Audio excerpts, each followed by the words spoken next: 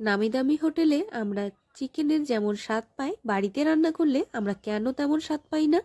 নামি দামি হোটেলে এমন কি পদ্ধতিতে চিকেন রান্না করে আপনারা যদি জানেন, আপনারা জানলে একদম চমকে যাবেন। নমস্কার বন্ধুরা, মমস কিচেন বেঙ্গলিতে আপনাদের স্বাগত জানাই। আজকে আমি ফুটন্ত গরম জলে চিকেন দিয়ে একটা একদম নতুন পদ্ধতিতে আপনাদের চিকেন রান্না করে দেখাবো। ঠিক এই পদ্ধতিতেই আমাদের বিভিন্ন নামি দামি রেস্টুরেন্টে বা হোটেলে চিকেনের রান্নাটা হয়ে থাকে। এই রেসিপিটা আপনারা জানলে আপনারা অবশ্যই একবার বাড়িতে বানিয়ে ট্রাই করবেন।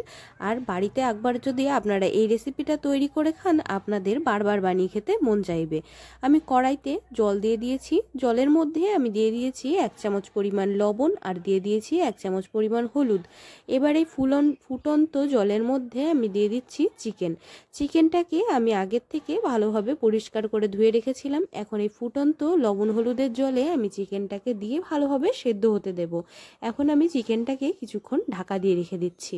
চিকেনটাকে ঢাকা দিয়ে বেশ কিছুক্ষণ আমাদের ভালোভাবে সেদ্ধ করে নিতে হবে। বন্ধুরা, আপনারা ভাবছেন চিকেনটাকে আমি কেন সেদ্ধ করে নিয়েছি? চিকেনটাকে সেদ্ধ করে নিলে চিকেনের থেকে যেই তেলটা বেরোয় সেইটা চিকেনের মধ্যে খুব ভালোভাবে মিশে যায়, আর লবণ আর হলুদটা চিকেনের মধ্যে খুব ভালোভাবে ঢুকে যায়। তার জন্য চিকেনের স্বাদটা কিন্তু খুব ভালো আসে। আমি চিকেনটাকে সেদ্ধ করে একটা পাত্রে নামিয়ে নিয়েছি। এবার আমরা চিকেনের মশলাটাকে তৈরি করে নেব। আমি মিক্সি নিয়ে নিয়েছি, দিয়ে দিয়েছি 5 থেকে 6টা শুকনো লঙ্কা। আপনারা ঝাল যতটা খেতে পছন্দ করেন সেই বুঝে আপনারা লঙ্কার পরিমাণ বেশি অথবা কম দিতে পারেন। দিয়ে দিয়েছি আদা কুচি, রসুন, দিয়ে দিয়েছি কিশমিশ আর আলমন্ড বাদাম।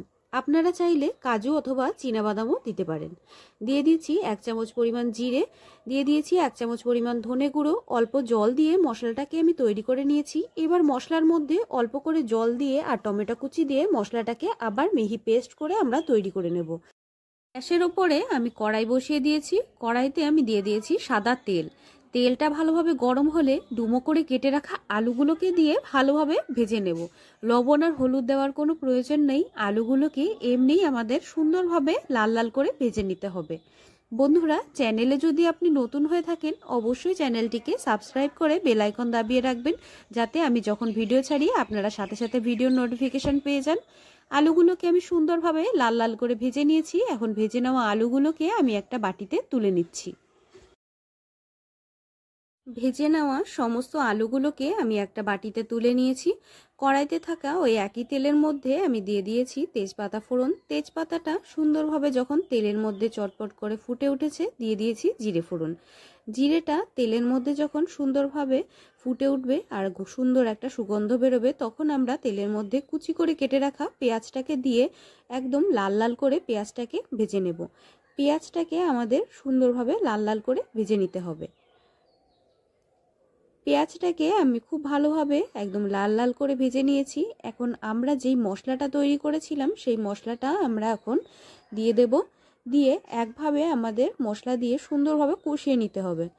মশলাটা যত ভালো কষানো হবে চিকেনের টেস্টটা কিন্তু ততটাই ভালো আসবে। এই রকমভাবে আপনারা যদি একবার বাড়িতে চিকেন রান্না করে খান, আপনারা কিন্তু এর স্বাদ কোনোদিন ভুলতে পারবেন না। আমি অল্প করে একটু মশলা ধোয়া জল দিয়ে দিয়েছি, যাতে মশলাটাকে আরও ভালোভাবে কষিয়ে নেওয়া যায়। দিয়ে দিচ্ছি অল্প পরিমাণে হলুদটাকে দেওয়ার পরে আবার আমাদের চিকেনের মশলাটাকে সুন্দরভাবে কষিয়ে নিতে হবে। মশলাটাকে সুন্দরভাবে কষিয়ে নিয়ে মশলাটা যখন অর্ধেক হয়ে যাবে তখন আমরা চিকেনটাকে দিয়ে দেব। বন্ধুরা, আমি চিকেনটা যখন সেদ্ধ করেছিলাম তার থেকে যে জলটা বেরিয়েছে সেটা কিন্তু আমি ফেলে দিইনি, ওই জলটা আমরা পরে ব্যবহার করব। মশলাটাকে আমি ভালোভাবে কষিয়ে নিয়েছি। এখন সেদ্ধ করে রাখা চিকেনটাকে দিয়ে খুব ভালোভাবে মশলার সাথে চিকেনটাকে একসাথে সুন্দর করে আমাদের কষিয়ে নিতে হবে। একভাবে আমাদের ভালোভাবে মশলার সাথে চিকেনটাকে কষিয়ে নিতে হবে। বন্ধুরা, রান্নার প্রায় শেষের মুহূর্তে হঠাৎ করে একটা সমস্যার মুখে পড়ে গেলাম। হঠাৎ করে আমার গ্যাসটা ফুরিয়ে গেল। তখন মনে পড়লো আমার এই ছোট্ট উনানটির কথা। এই উনানটার ভিডিও আমি আমার চ্যানেলে দিয়েছি। একদম অল্প কাঠে এই উনানে আপনারা যে কোনো সময় রান্না করে নিতে পারেন। যে কোনো জায়গায় এই উনানটা রেখে আপনারা রান্না করতে পারেন। ছোট উনান হলে কি হবে বন্ধুরা, খুব ভালো জ্বলবে, একদম সহজে আপনারা রান্নাটা করে নিতে পারবেন।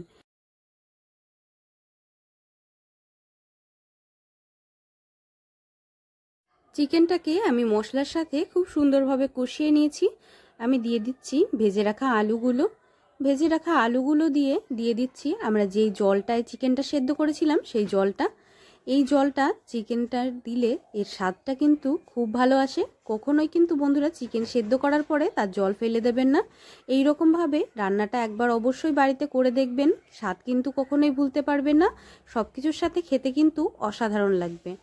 এখন চিকেনটাকে আমাদের বেশ কিছুক্ষণ ভালোভাবে রান্না করে নিতে হবে। আমি ঢাকা দিয়ে কিছুক্ষণ চিকেনটাকে রান্না করে নিয়েছিলাম। দিয়ে দিচ্ছি এখন স্বাদ বুঝে অল্প পরিমাণে লবণ, দিয়ে দেব সামান্য পরিমাণে অল্প একটু হলুদ। এবার ঝোলটা ভালোভাবে ফুটে উঠলে তারপর আমরা বাকি মশলাগুলো দিয়ে দেব। এই রেসিপির সিক্রেট মশলাটা আমি এখন দিয়ে দিচ্ছি অল্প পরিমাণে 1 চামচ পরিমাণ চিকেন মশলা, আর দিয়ে দিচ্ছি ঘরে তৈরি করা ভাজা মশলা। এই ভাজা মশলাটা দিলে এই চিকেনের আসল স্বাদটা আসে। আমি একটা রেসিপিতে এই মশলার রেসিপি আপনাদের সাথে শেয়ার করব, আর একটা ভিডিওতে দিয়ে দিয়েছি 1 চামচ পরিমাণ ঘি। এবার চিকেনটা ভালোভাবে একবার ফুটে উঠলে আমরা নামিয়ে নেব।